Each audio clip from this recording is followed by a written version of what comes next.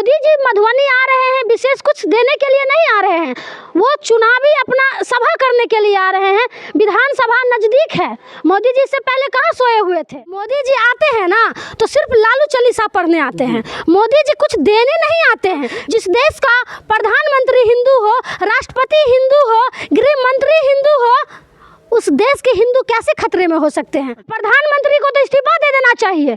अगर थोड़ा भी प्रधानमंत्री जी के अंतर आत्मा अगर थोड़ा भी जिंदा है प्रधानमंत्री जी का, तो उनको इस्तीफा दे देना चाहिए, क्योंकि प्रधानमंत्री जी से देश नहीं संभल रहा है। ये टेलर करवा रहे हैं। अभी तो कितने लोगों को ये लोग जान ले लेंगे सिर्फ चुनावी सभा करने के लिए, राजनीति करने के लिए। जब चुनाव आता है तब तक इस तरह का अटैक होता है। क्यों हो रहा है, इस पे जांच होना चाहिए। क्यों आम पब्लिक का जान कीड़ा मकोड़ा है, जो आप इस तरह से हमला करवा रहे हैं। ये हमला हुआ नहीं है, ये हमला करवाया गया है, ये आप समझ लीजिए। क्योंकि ये भाजपा की और जो केंद्र सरकार है, इसके पास कोई मुद्दा नहीं है। कल के जो चुनावी सभा में जो भाषण होगा, जो स्पीच होगा, वो रोजगार और विकास पे नहीं होगा, वो सिर्फ होगा नफरत फैलाने वाली बातों होगा। और कल की जो घटना है, उस घटना पे सिर्फ होगा हिंदू मुस्लिम होगा। ऐसे नेताओं को बाइकआउट करना चाहिए जो देश में नफरत फैलाने की काम करते हैं, लोगों को बांटने की काम करते हैं। नमस्कार, प्रणाम। मैं निशांत कुमार झा और अभी हमारी मौजूदगी हरलाखी प्रखंड के मनहरपुर गांव में है। और जानकारी के लिए बता दें कि विगत कुछ वर्षों से मनहरपुर गांव की एक नेत्री, राजद नेत्री प्रिया राजू है, काफ़ी चर्चे में रहती है अपने बयानबाजी को लेकर, अपने कार्यों को लेकर। इन ग्रामीण सुदूर इलाकों में एक अच्छा बेहतर कार्य कर रही है राजनीति में। आज हम उन्हीं के साथ हैं। और कल जो है मधुबनी में प्रधानमंत्री नरेंद्र मोदी जी का आगमन है।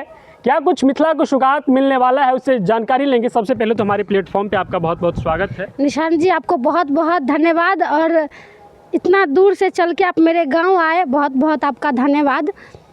मोदी जी कल आ रहे हैं मिथिला की धरती पे, हम उनका स्वागत करते हैं। हमारे देश के वो प्रधानमंत्री हैं, लेकिन उम्मीद भी बहुत है यहाँ के युवा को, खास करके जो मधुबनी जिला के युवा है, मिथिलांचल के युवा है, उनको बहुत ज़्यादा उम्मीद है। क्योंकि वो उम्मीद उन्होंने जगाया कि नहीं, हम आएंगे तो आपको रोजगार देंगे, हम आएंगे तो माँ बहनों का ख्याल रखेंगे। बोले थे ना मोदी जी, ये तो हम नहीं कह रहे हैं, ये तो मोदी जी खुद बोल के गए थे कि मधुबनी के युवा को रोजगार देने का काम करेंगे। पहले जितनी सारी फैक्ट्रियां बंद थी, वो वादा किए कि जब हम आएंगे तो सारी फैक्ट्री को हम खोल देंगे, लेकिन ऐसा कुछ हुआ नहीं। देश का बजट जो है दिल्ली से चलता है और दरभंगा आकर रुक जाता है, मधुबनी तक नहीं आ पाती है। क्या कुछ कहना चाहेंगे, मोदी जी आ रहे, विशेष कुछ हो पाएगा मिथिला के लिए? बिल्कुल नहीं, मोदी जी मधुबनी आ रहे हैं, विशेष कुछ देने के लिए नहीं आ रहे हैं, वो चुनावी अपना सभा करने के लिए आ रहे हैं। विधानसभा नजदीक है, मोदी जी से पहले कहाँ सोए हुए थे, कहाँ मधुबनी पे उनका नजर नहीं था। अब विधानसभा, बिहार का चुनाव है और डायरेक्ट मोदी जी खुद मॉनिटरिंग कर रहे हैं, तो समझिए कि उनके लिए चुनाव इस बार कितना टफ है। उनको पता चल चुका है कि यहाँ के जो युवा है वो जाग चुकी है, वो अब जवाब देना जानती है। खास करके मधुबनी के लोग बहुत ठगा हुआ महसूस कर रहे हैं। मधुबनी के युवा को मिला क्या? एक स्टेडियम जो पुराना जर्जर अवस्था में था, आप जाके दिखा दीजिएगा उनको, आपके पास तो फोटो होगा, जर्जर अवस्था में है। हर बार चुनाव आता है, हर बार मुद्दा बनता है कि हम आएंगे तो मधुबनी का स्टेडियम बना देंगे, लेकिन कोई नहीं बनाता है, सब जुमला दे के चले जाते हैं। अभी जो मधुबनी के युवा है, बहुत उनके अंदर प्रतिभा है, खेलने का बहुत बड़ा शौकीन है, बाहर खेलने जाते हैं, खेत में खेलते हैं, स्कूल में खेलते हैं, और वही नेता लोग फीता काटने चले जाते हैं, मुंह उठा के आ जाते हैं और उसी खलियान में फीता काट के चले जाते हैं। लेकिन एक बार भी ये नहीं सोचते हैं कि हमारे यहाँ का युवा स्टेडियम में खेलेंगे तो और बेहतर से खेलेंगे और अच्छा होगा ना। यहाँ बस स्टैंड का सुविधा है। अब बेनीपट्टी तरफ आपका घर है, हमारे हरलाखी विधानसभा से आती हूँ, हमारे हरलाखी में तो और कुछ नहीं है। रामायण सर्किट की बात आप कर रहे हैं, आपने यूपी को, अयोध्या को सब कुछ दे दिया, लेकिन आपने मिथिला को क्या दिया? हर बार आप बोल रहे हैं पुनौरा धाम होगी, आप देख लीजिए, सीतामढ़ी आप देख लीजिए, आप हमारे ये जिस पंचायत की हम बात कर रहे हैं ना, फूलहर पंचायत, ये माँ गिरजा की मंदिर है। यहाँ माँ सीता फूल लोड़ने के लिए आती थी, यहाँ आपको एक फूल नहीं मिलेगा। क्या हुआ बताइए ना। पैसा दे दिए, आए पिछले बार नीतीश कुमार जी आए थे, जब हम लोग बहुत हल्ला किए, बहुत आवाज उठाए, 2 दिन के लिए हमको हिरासत में भी बंद कर दिए। उसके बाद जाके 31 करोड़ रुपया देने का काम किया। अभी तक काम शुरू भी नहीं हुआ है। अब होगा कि नहीं होगा, दलाले खा लेगा पैसा, वो हम नहीं जानते हैं। अभी हमारे यहाँ हरलाखी में है विश्वामित्र कुट्टी जी, जहाँ विश्वामित्र जी का कुट्टी हुआ करता था। अभी वहाँ देख लीजिए कुछ भी नहीं है। आप चले जाइए उच्चैठ दुर्गा स्थान, माँ दुर्गा जी का मंदिर है वहाँ पे, वहाँ भी कुछ नहीं है। तो आप दिए क्या है ये बता दीजिए ना। मिथिला पेंटिंग हमारे तो देश में ही नहीं विदेश में भी फेमस है, लेकिन उनके लिए भी कुछ नहीं है। रोड भी हमारे यहाँ का सही नहीं है, रोड भी सही नहीं। आप आए होंगे तो आपका हड्डी पसली तो ऐसे ही टूट गया होगा। जो एक बार आते हैं ना उनको दोबारा आने का मन नहीं करता है। कि अभी भी मतलब आज़ादी के बाद अभी भी लग रहा है कि हम लोग वही ज़िंदगी जी रहे हैं। अभी भी आप मेरे गांव में आए होंगे, मेरे क्षेत्र में आए होंगे तो देखे होंगे कि किस तरह लोग जी रहे हैं। अभी आप देखिए ना, बारिश हुआ था, किसान का पूरा फसल नष्ट हो गया। क्या उनको मुआवजा मिलेगा? नहीं मिलेगा। बस मुआयना हो गया, सर्वे हो गया, लेकिन किसान को कुछ नहीं मिलेगा। तो क्या मिल रहा है? जुमला मिल रहा है। मोदी जी हो सकता है कि स्टेडियम का, हमको तो लग रहा था कि मोदी जी आ रहे हैं ना तो चीनी मिल का उद्घाटन इस बार जरूर करके जाएंगे। मिथिला में सैकड़ों उद्योग धंधा था जिसे एक रोजगार का बड़ा मुद्दा था, लेकिन कहीं ना कहीं सैकड़ों जो रोजगार के साधन थे कहने का बंद पड़े। क्या कुछ लग रहा है मोदी जी के आने से उन चीज़ों को पुनः स्वचालित किया जाएगा? देखिए, मोदी जी आते हैं ना तो सिर्फ लालू चालीसा पढ़ने आते हैं। मोदी जी कुछ देने नहीं आते हैं। पिछले बार अमित शाह आए हुए थे गलत डेटा लेके आए थे, पढ़ के बोल रहे थे। तो सिर्फ तेजस्वी यादव और लालू यादव जी, इन लोगों को अब क्या कहें हम, 1990 की बात कर रहे हैं। मोदी जी आप इतने दिन से हैं, बिहार में भी आपकी सरकार है, केंद्र में भी आपकी सरकार है, आप चाहेंगे तो कुछ भी हो सकता है। आप तो सिर्फ हिंदू मुस्लिम करते हैं। 14 के बाद से ही लग रहा है कि हिंदू खतरे में है। इससे पहले तो हमको लगता नहीं था कि हिंदू खतरे में है। जिस देश का प्रधानमंत्री हिंदू हो, राष्ट्रपति हिंदू हो, गृह मंत्री हिंदू हो, उस देश के हिंदू कैसे खतरे में हो सकते हैं? अगर हिंदू मुस्लिम की बात की जाए तो कश्मीर का मुद्दा है जो अभी काफ़ी चर्चे में है। क्या कुछ लग रहा है कहीं ना कहीं प्रधानमंत्री को उस मुद्दे को संज्ञान में लेना चाहिए कि नहीं? बिल्कुल लेना चाहिए। प्रधानमंत्री को तो इस्तीफा दे देना चाहिए। अगर थोड़ा भी प्रधानमंत्री जी के अंतर आत्मा अगर थोड़ा भी जिंदा है प्रधानमंत्री जी का, तो उनको इस्तीफा दे देना चाहिए। क्योंकि प्रधानमंत्री जी से देश नहीं संभल रहा है, अमित शाह जी से देश नहीं संभल रहा है। अभी हिंदू को टारगेट करके मारा जा रहा है और बार बार हिंदू को आप यूज कर रहे हैं। हिंदू करके, हिंदू मुस्लिम करके लड़वाने का काम कर रहे हैं। तो आज हिंदू मारे जा रहे हैं तो आप क्यों नहीं साथ दे रहे हैं? नेता जो लोग हैं कहीं ना कहीं जात के नाम पर हिंदू मुस्लिम करके अपना राजनीति का वोट बैंक बना लेते हैं। अगर कश्मीर की मुद्दा की बात करें तो वहाँ पर पूछकर धर्म जाति पूछकर मर्डर किया जा रहा है, हत्या किया जा रहा है। क्या कुछ कहना चाहिए? देखिए, धर्म और जात देखकर अगर मारा जाता तो उसमें कुछ मुसलमान भी मारे गए हैं। आप लिस्ट उठाकर देख लीजिए, उसमें कुछ मुसलमान भी मारे गए हैं। अब मुझे ये नहीं पता कि धर्म देख के मारा जा रहा है कि जात देख के मारा जा रहा है, लेकिन जो हो रहा है वो बहुत गलत हो रहा है। ऐसा नहीं होना चाहिए।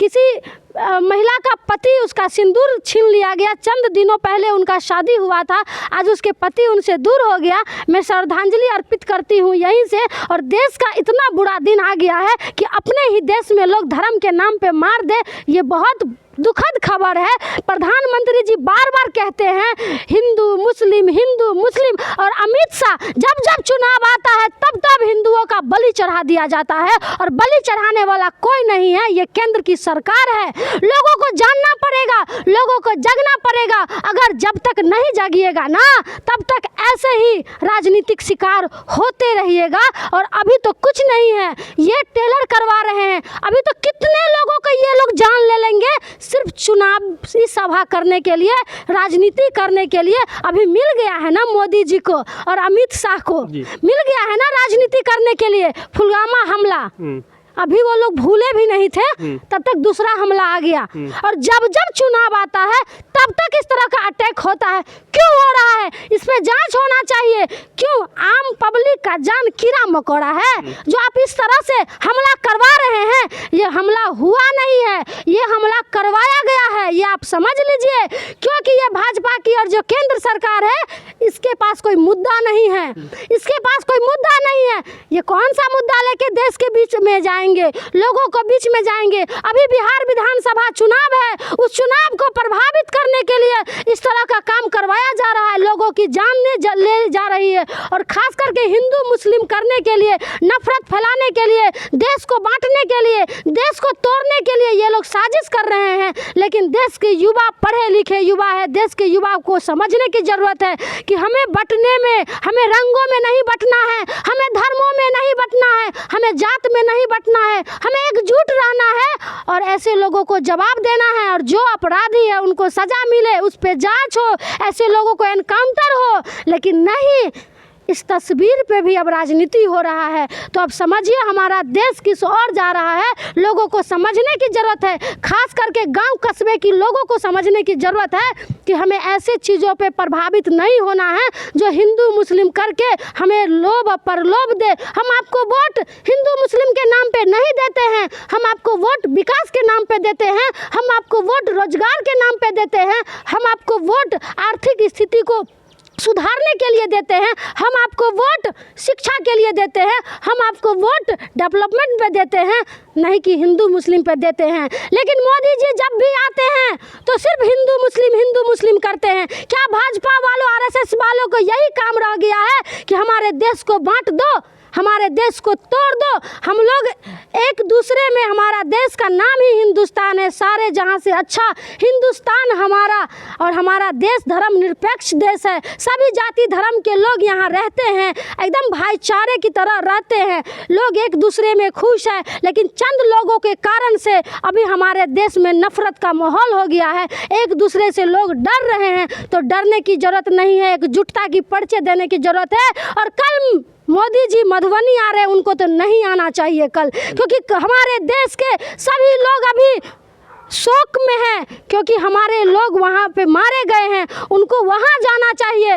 मोदी जी को अभी कश्मीर जाना चाहिए, वहाँ देखना चाहिए। अभी मधुबनी में उनको सभा को रद्द कर देना चाहिए। अगर उनके अंदर थोड़ी भी अंतरात्मा जिंदा है तो मोदी जी आप मधुबनी मत आइए, आप कश्मीर जाइए, आप लोगों को बचाइए, क्योंकि आप ही न कहते हैं मोदी जी कि हम हिंदू के लिए कतरा कतरा बहा देंगे। तो आज हिंदू के खून बह रहा है, जाइए ना, बचा लीजिए ना।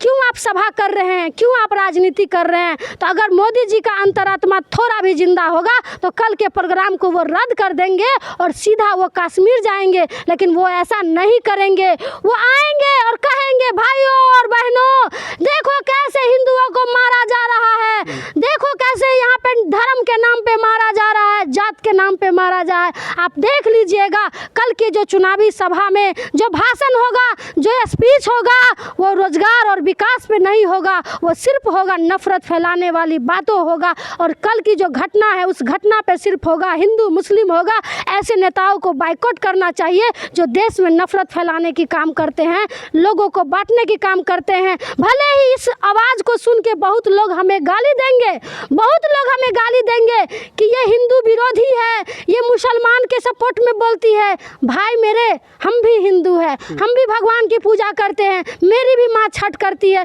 मेरे भी पापा मनोकामना मंदिर के अध्यक्ष है। ऐसा नहीं है, जितना पूजा हम लोग करते हैं उतना आप कर भी नहीं सकते हैं। हम लोग धर्म को मानने वाले लोग हैं, लेकिन आप लोग धर्म के नाम पे राजनीति करते हैं, आप लोग धर्म के नाम पे व्यापार करते हैं। हम लोग भगवान को पूजने का काम करते हैं और आप लोग भगवान के नाम पे व्यापार करने का काम करते हैं। तो समझ लीजिए, जितना गाली देना है दे दीजिए, कोई टेंशन नहीं है। सच्चाई कड़वी होती है और सच्चाई छुप नहीं सकती है।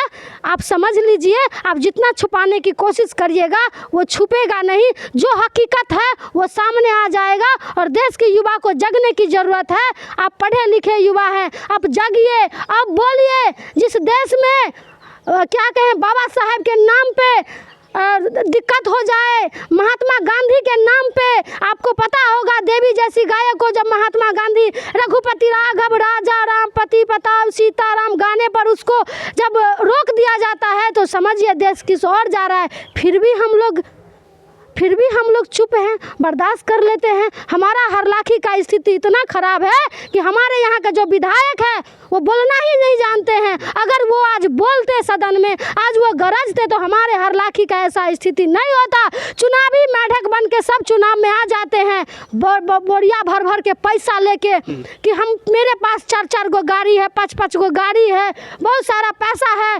तो आप पैसा से किसी को खरीद नहीं सकते हैं, ये आप समझ लीजिए।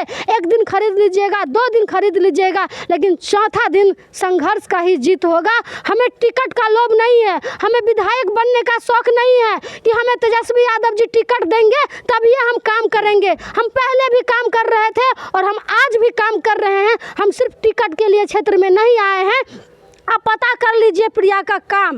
आज आप हमें जानते होंगे तो सिर्फ काम की वजह से जानते हैं, ऐसे नहीं जानते हैं। आज कोई भी अगर प्रिया राज को जानता है ना तो सिर्फ काम को लेके जानता है, ये नहीं जानता है कि प्रिया राज का पिताजी का क्या नाम है, प्रिया राज के पिताजी का क्या विरासत था, क्या नहीं था। बस ये जानता है कि प्रिया राज मनोहरपुर की, हरलाखी और मधुबनी की रहने वाली है, जो काम करने में सबसे आगे रहती है, आवाज़ उठाने में सबसे आगे रहती है। तो कुछ लोगों को इसीलिए पेट में दर्द हो रहा है। तो कोई बात नहीं है, जितना विरोध करना है कर लीजिए, हमें कोई फ़र्क नहीं पड़ता है, क्योंकि हम गरीबों का आवाज़ बनते रहेंगे और आगे भी बनेंगे, कोई दिक्कत नहीं है।